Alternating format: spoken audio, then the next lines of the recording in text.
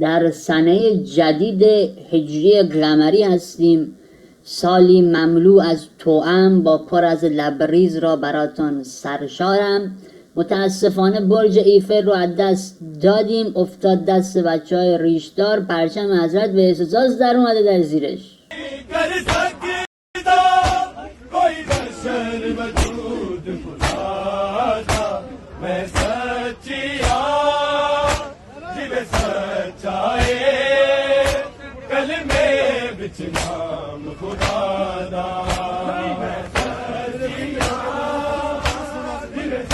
تو 61 هجری قمری حضرت سید الشهدا فیلش یاد هندوستان نمود، گفت باس برم کوفه اسم بابام رو زنده نمام.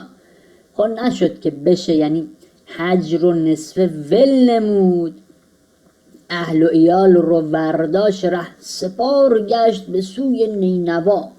یه غافلم زد لخت کرد سر راه به رسم جد بزرگوارشون، اما قبل رسیدن به کوفه سپاهیان ابن زیاد جلوشون رو گرفتن، پرسیدن چی اومدی تو تا اینجا کاکو؟ امام فرمود شورای حکمیت مرز الطرفین باز تشکیل شه، ما حق خودمون میخوام بستونم از این یزیدو.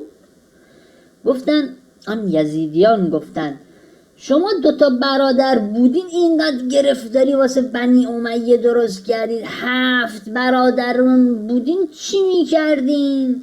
پسر جان شورا رو بابات تشکیل داد، حکومت از کف دستش رفت، داشت بزرگتم که وصی و جانشینش بود، یه باغ و چند تا کیسه درهم به 2 تا گله باز و گوسفند زد به جیب و ساکت نشست یه گوشه. تو هم بیا با ما بیعت کن که خونت هدر نره. که متاسفانه مخ حضرت پیچید، خام شد، سر گذاشت به دیوال که جنگ میکنیم و در نتیجه زدن ایشون رو مفتخر کردن به سید الشهدا. فقیه بروجردیه، فقیه حائریه، فقیه اینانند که میگویند سینه بزنید، زنجیر بزنید، خون هم جاری بشه. این فقیه، فقاهت اینه. آهسته گریه کن، این غلط ها چیه؟ سیحه یعنی چه؟ سیحه عبارت از شیون. سرخه چیه؟ سیحه شدید سرخه است. خوشبختانه با توجه به پیشرفت تکنولوژی امروز روزگار علاوه بر شیحه اکو هم داریم. در مجالس زیرزمینی بچهای ریشدار که ایزن لختم می باشن حسین را دابل راک وار صرف می نمان و در همون حین بالا پایین جهش می نمان تا گناهان باقی مانده شون بریزه. یعنی داشمشتی های عرقخور شوش و پامنار مدیون ابن زیاد و شمر هستن و اگه حضرت تو میدون کربلا چارقاچ نمی کردن الان با گریه نمودن بر کی گناهانمون ریست می شد. اصلا اگه ابوالفضل باوفا اونجوری به شکل جوجه کبابی تیکه تیکه نمیشد الان به کی باز قسم میخوردیم. واقعا دستشون درد نکنه اون پدر سوخته ها که زدن حضرت و یارانش رو فرستادن بهشت که حال هول کنه لاهوریا در کنار لحل لبن.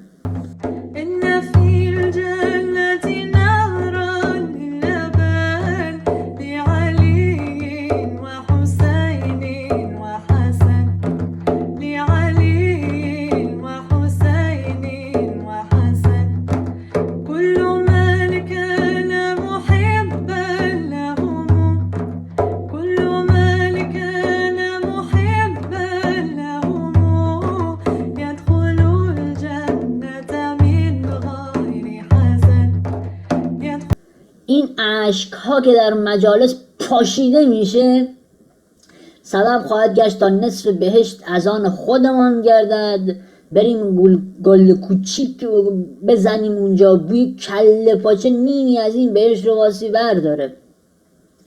نصف دیگه هم قرار کاتولیک ها رو بذارن اونور، البته یه دیوار واس بزنن چون فکر میکنن فقط خودشون میرن بهشت. از ور دیگه یه راننده تاکسی میگفت درسته که هیچ وقت تفاوت بین نایت کلاب و لانج و دیسکو و کاواره رو نفهمیدیم، بجاش خارجی ها هم عمران اگه به تفاوت مسجد حسینی و تکیه و مهدیه رو بفهمن. این به اون در. اما از قدیم گفتن که بازی های احمقانه کن جواز احمقانه ببر.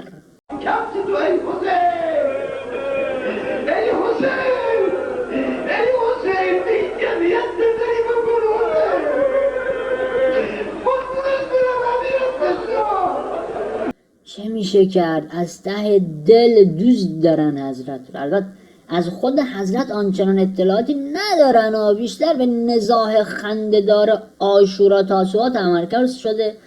زندگی درخشان حضرت کمتر میپردازن. میدونی حضرت چه اکتشافات و اختراعات و تئوریه های از خودش بیرون داده. یکی از معجزات سرور کودتاچیان کلاسیک رفیق حسینوف اینه که آهو در سالگرد سرکوب کودتای رفیق حسینوف زوزه میکشه حالا بیا ببین.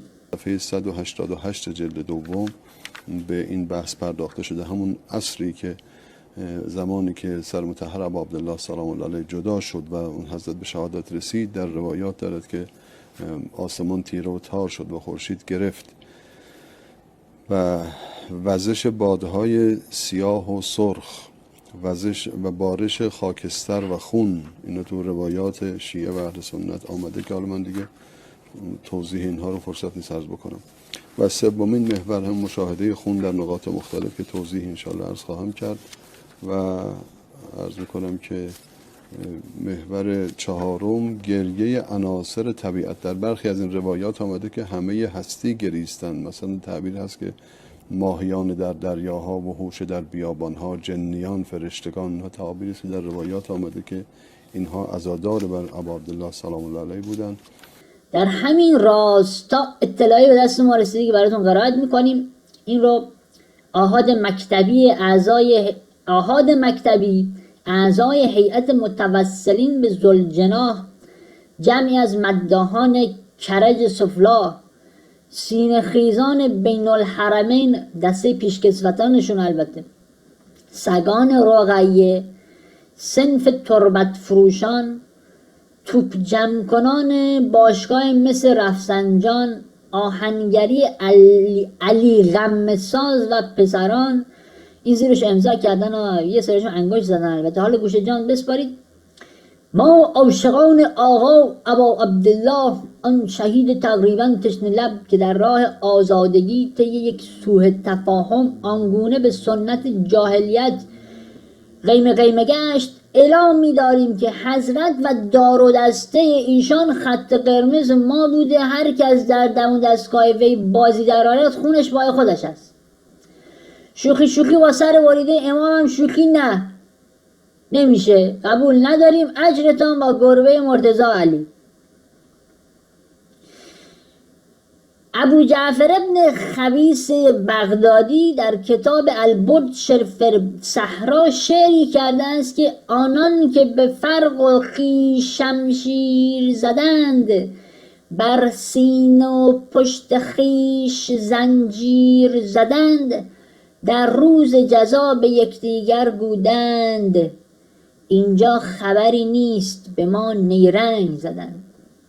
کسانی که امام حسین علیه السلام و یاران با وفایش را به شهادت رساندند، قتل وی را موجب تقرب و تحکیم پایه های نظام الهی می دیدند. اما حسین بن علی حقیقت همیشه زنده است. هنوز مردی شریفتر و عزیزتر از آقا امام حسین رو زمین قدم نذاشته. ما چه خری باشیم بخوایم جلوی حضرت انگشت بلند کنیم؟ اصلا جانم حسین.